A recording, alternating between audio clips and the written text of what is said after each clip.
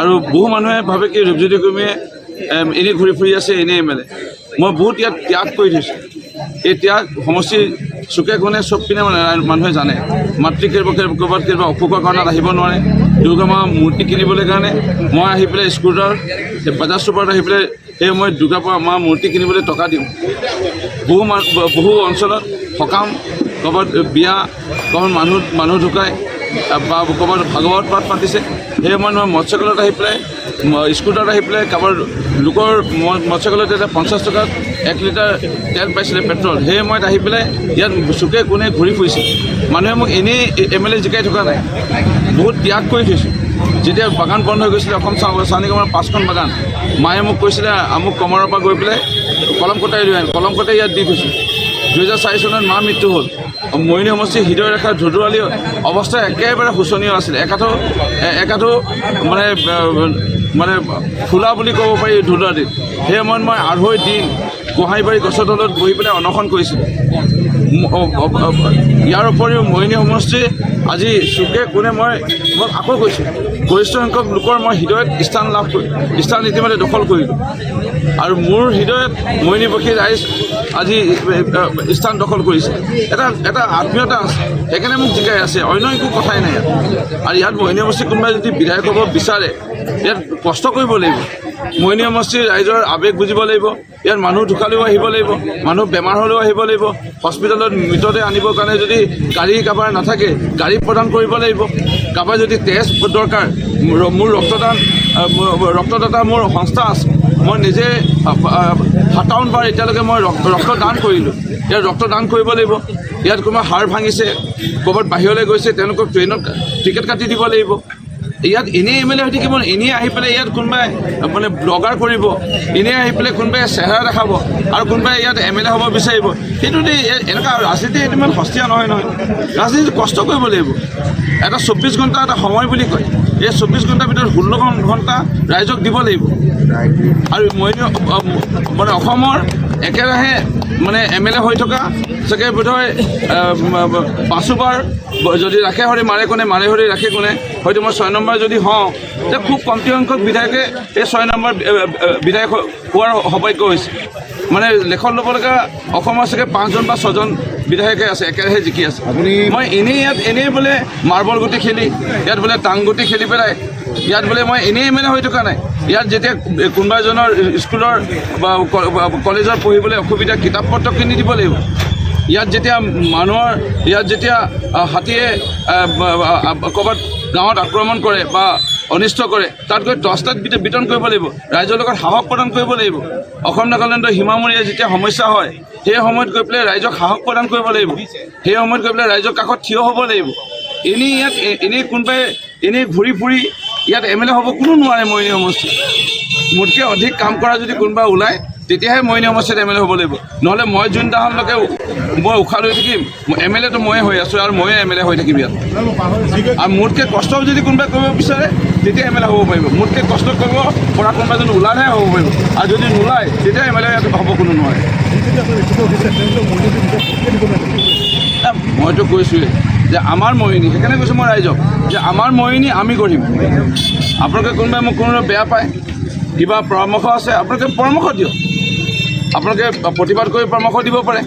আপোনালোকে মোক নিমন্ত্ৰণ কৰি গামোচাখন নিপিন্ধালৈ একো নাই, মাতি দিয়ক। মই তালৈ গৈ পেলাই মই আপোনালোকৰ পৰামৰ্শ শুনিম, আৰু এনেধৰণৰ আপোনালোকৰ কিবা অসুবিধা মই দূৰ কৰিম। মৰিয়নি সমষ্টিৰ ৰাস্তা যদি সমস্যা কোৱা যায়, আজিৰ তাৰিখত 80%তকৈ বেছি ৰাস্তা সমস্যা সমাধান। খোৱা পানী মই স্বীকাৰ কৰিম, আমি 70%তকৈ বেছি মানুহক পানী দিব পাৰিলোঁ। 30% এতিয়াও দিব পৰা নাই। সেইটো বিফলতা বুলি ক'ব পাৰি। মই স্বীকাৰ কৰিছোঁ বিফলতা, পানী দিব পৰা নাই। 30% দিব পৰা নাই। এইবাৰ যিকি আমি আমি পানী দিয়া কাম মূলতঃ আমি কৰিব লাগিব। আমি ৰাস্তা বনোৱা আমি কাম কৰিব লাগিব। কিন্তু অংগনবাদী কেন্দ্ৰ, স্কুল, নামঘৰ, গ্ৰামথান, ইয়াত মছজিদ, গীৰ্জাঘৰ, ইয়াত বুদ্ধ মন্দিৰ আছে, এটা গীৰ্জাঘৰ আছে ইয়াত 105টা, নামঘৰ আছে প্ৰায় 650, শিৱ মন্দিৰ আছে, গণেশ মন্দিৰ আছে, হনুমান মন্দিৰ আছে, চব ইয়াত সোমাই আছে। কোনোবাই এনেই আহি পেলাই এই কেইটামান ৰাস্তা মানে ব্লগিং নে ব্লগাৰ নে কি বুলি কয় সেইবোৰ ইয়াত কৰি একো লাভ নাই। মোহিনী সমষ্টি এটা নিজৰ আমাৰ স্বাভিমান আছে আৰু মোহিনী সমষ্টি ৰাইজে মোহিনী সমষ্টিত কোনে দিনে ৰাতিয়ে থাকে। ইয়াত কাৰোবাৰ যদি ঘৰ জ্বলে, বিজুলী ঢেৰেকণিত কাৰোবাৰ যদি মৃত্যু হয়, কোন আহি পায় এইটো জানেই মোহিনী সমষ্টি ৰাইজে। মোহিনী সমষ্টি আজি তাৰিখলৈকে আমি বিধানসভাত কোনে মাত মাতে? ইয়াত মোহিনী সমষ্টি যদি আমি থানালৈ যাওঁ, নতুন থানা ৰূপজ্যোতি কুৰ্মী নাম। ইয়াত যদি আমি যাওঁ fire brigade station Rupjyoti Kurmi নাম। মোহিনী ষ্টেডিয়াম যদি যাওঁ ৰূপজ্যোতি কুৰ্মী নাম। ধুদুৱালি ৰূপজ্যোতি কুৰ্মী নাম। যোৰহাট মোহিনী ৰাস্তাত ৰূপজ্যোতি কুৰ্মী নাম। ইয়াত স্কুলবোৰত ৰূপজ্যোতি কুৰ্মী নাম। মোহিনী মহাবিদ্যালয় নতুন সংযোগ যদি হৈছে আন্তঃগাঁথনি, তাতো ৰূপজ্যোতি কুৰ্মী নাম। আকৌ যদি নতুন পানী যোগান আঁচনিবোৰ নিৰ্মাণ হৈ আছে ৰূপজ্যোতি কুৰ্মী নাম। নতুনকৈ যদি উদ্যোগ স্থাপন হৈছে আকৌ ৰূপজ্যোতি কুৰ্মী নাম। আকৌ নতুনকৈ হস্পিটেল নিৰ্মাণ হৈছে ৰূপজ্যোতি কুৰ্মী নাম। মহিলা বিদ্যালয় ৰূপজ্যোতি কুৰ্মী নাম। ইয়াত নতুনকৈ আকৌ আইন মহাবিদ্যালয় ৰূপজ্যোতি কুৰ্মী নাম। নতুনকৈ এতিয়া চেণ্ট্ৰেল স্কুল এখন আহিব। আপোনালোকক ভাল খবৰটো জনাই দিওঁ, আমি ডিঙাপৰা বাগানৰ কিনাৰতে যি চৰকাৰী 5 বিঘা মাটি আছে তাত আমি চেণ্ট্ৰেল স্কুল পাই আছোঁ। মোহিনী সমষ্টিত পোনপ্ৰথমবাৰৰ বাবে CBSE স্কুল আহি আছে। আজি আমি কৰি আছোঁ আমাৰ কাম। আৰু মোহিনীত যদি ৱৰ্ল্ড ক্লাছ ষ্টেচন হৈছে তাতো ৰূপজ্যোতি কুৰ্মী নাম। আৰু নতুনকৈ আকৌ ট্ৰেইন সংযোগ হৈছে, আকৌ ৰূপজ্যোতি কুৰ্মী প্ৰস্তাৱ দিয়াৰ কাৰণে মোহিনী আকৌ নতুন চেলেঙাত ষ্টেচনত ৰঙীয়া লিডু নতুন ট্ৰেইনৰ আকৌ ষ্টপেজ তাত আমি লাভ কৰিছোঁ। মই কি কৰিছোঁ কি নাই নীৰৱে কৰি আছোঁ আৰু দেখি আছে। আৰু চবতকৈ ডাঙৰ কথা দেখাজনে দেখি আছে।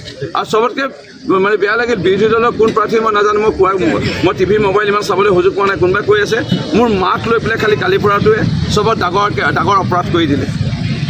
এতিয়া সেই প্ৰাৰ্থীসকলৰ কেতিয়া জন্ম, তেওঁ দেউতাক কি কৰে, দেউতাকে কোনোবা কোম্পানীত কাম কৰিছিলে নেকি, সেই কোম্পানীটোৰ বহুত টকা সেই দেউতাকজনে লৈছিলে নেকি, সেই টকাবোৰ নিদিয়াৰ বাবে তেওঁ পলায়ন কৰি আছিলে নেকি,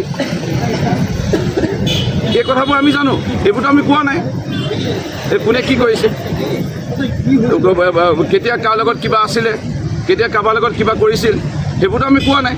আমি গোটেই তথ্য সংগ্ৰহ কৰিলোঁ। কোন কেতিয়া জন্ম, কোন বিদ্যালয়ত পঢ়িছিল, ক'ত ঘৰ, তেওঁলোকৰ পৰিয়ালৰ কোন, মামাক পৰিয়ালত সকলে তেওঁলোকক এৰি দিলে নেকি, মামাক পৰিয়ালে তেওঁলোকক বেয়া পায় নেকি, আমি গোটেই সংগ্ৰহ কৰিলোঁ।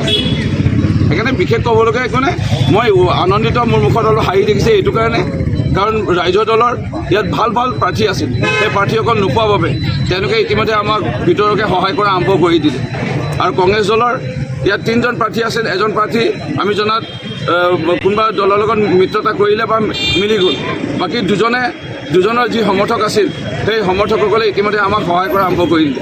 সেইকাৰণে আমি যিমান সংখ্যক ভোটত জিকিম বুলি ভাবিছিলোঁ তাতকৈ অধিক সংখ্যক ভোটত জিকাৰটো এতিয়া আমাৰ যেতিয়া নিশ্চিত হৈ পৰিলে, সেইকাৰণে আমি খুবেই আনন্দিত।